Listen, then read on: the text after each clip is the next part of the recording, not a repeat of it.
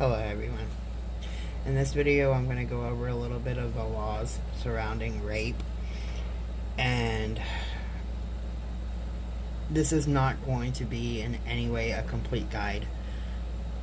Countries have different laws, state, federal, the UN. There's laws that are different from just one county to the next. It also depends on the officers or the DAs. Like, there are so many things that come into play with the prosecution of rape that it's literally head spinning. And there is no way possible that I can cover all of it. So, if you are a survivor of a rape and you want to have the person prosecuted, you need to fully look up your jurisdiction and see what the laws are pertaining to it for you. There are rape laws both at the national and state level to protect the victims of rape. And rape, as we know, refers to the act of sexual intercourse without consent. While the term rape is often used casually, in the law the term sexual abuse is defined as it includes more types of sexual interaction than just intercourse. Sexual acts and contact defined as part of the sexual abuse include any contact between any of the mouth, vulva, anus, and penis, penetration of the genitals with any body part or objects, intentional touching of the genitalia, anus, groin, breast, inner thighs, or buttocks directly or through clothing. Several laws pertain to rape federally, including aggravated sexual abuse, sexual abuse of a ward or minor, sexual abuse resulting in death. Rape law on aggravated sexual abuse. Aggravated sexual abuse or aggravated rape is the most violent type of rape. Aggravated sexual abuse, including rape, includes forcing another to engage in a sexual act through force against that person or threat that the person or others will be subjected to death, serious bodily injury, or kidnapping, or attempts to do so. Forcing a sex act by rendering the victim unconscious or by drugging the victim. Engaging in a sexual act with a child who is under the age of 12.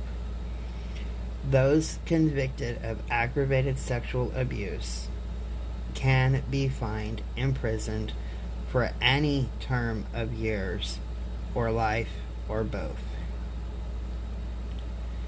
Rape laws included under sexual abuse. Laws against rape also exist in standard federal sexual abuse law. Sexual abuse, including rape, includes forcing another to engage in a sex act by threatening or placing that person in fear, engaging in a sex act with a person who either cannot give consent or physically is unable to decline participation. Those convicted of sexual abuse can be fined, imprisoned for not more than 20 years or both. Sexual abuse of a ward or minor. This section of sexual abuse law includes acts of rape, but also other sex acts, as the age and position of the victim are the defining factors rather than the specific acts of the assault. Sexual abuse of a ward or minor include engaging in sex act with someone over the age of 11 but under the age of 16, wherein the perpetrator is at least 4 years older than the victim. Engaging in a sex act with another person who is official detention under the custodial, supervisory, or disciplinary authority of the perpetrator. Sexual abuse of a minor is punishable by a fine and not more than 15 years in jail, whereas sexual abuse of a ward is punishable by a fine and a jail term of not more than 1 year. Sexual abuse resulting in death. This law pertains to any sexual assault defined elsewhere wherein the sexual assault results in death. Sexual abuse resulting in death, rape resulting in death, is punishable by death, imprisonment of any number of years, or life in prison. State rape laws. Laws against rape can also be specified at the state level. So, like I said, you need to look and see in your jurisdiction or the jurisdiction of a loved one that is a survivor of the abuse to find out exactly what the jail sentence and fines and stuff would be. And if you do go to press charges, talk to the prosecutor and explain everything that happened, because there might be just one tiny bit of info that you have that would literally up the sentencing. You know, like, I have translated for a couple of people, and they told their story, and their abuser was looking at being sentenced for 5 years. And that was in a few towns over from me. But as we began talking and I was translating on both accounts of translating for those people, they mentioned something and it clicked with the DA.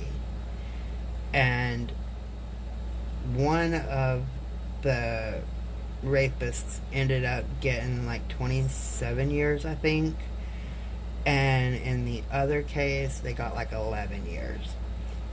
But at the beginning of it, they were only looking at like, I think one was like 3 years and one was like 5 years, maybe 6 years. I don't know. It's been a couple years back. I don't remember exactly. I translate a lot. But that's a big difference. That's a big jump in years that is served.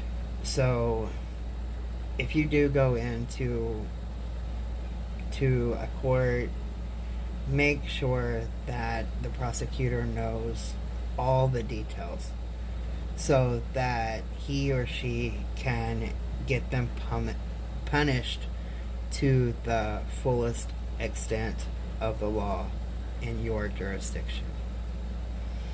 Stay safe, everyone.